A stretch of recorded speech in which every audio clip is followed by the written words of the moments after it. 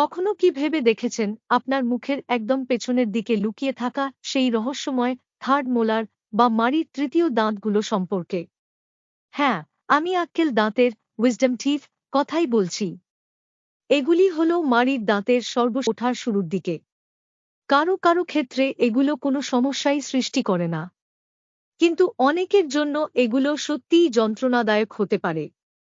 তাহলে আক্কেল দাঁত আসলে কি? এগুলোকে একটি পার্টির সবশেষে আপনার চোয়াল এই দাঁতগুলোর জন্য খুব ছোট হয়, তখন এগুলো আটকে যেতে পারে, যাকে চিকিৎসাবিজ্ঞানের ভাষায় ইম্প্যাক্টেড বলা হয়। এটি কয়েকটি উপায় ঘটতে পারে। এগুলো এর চিকিৎসা আসলে পুরোপুরি নির্ভর করে, তবে আপনার ডেন্টিস্ট হয়তো বলবেন, আসুন আমরা শুধু এগুলোর ওপর নজর রাখি। অ্যানেস্থেশিয়া স্থানীয়ভাবে অবশ করা দিয়ে এটি করে থাকেন। চিন্তা করবেন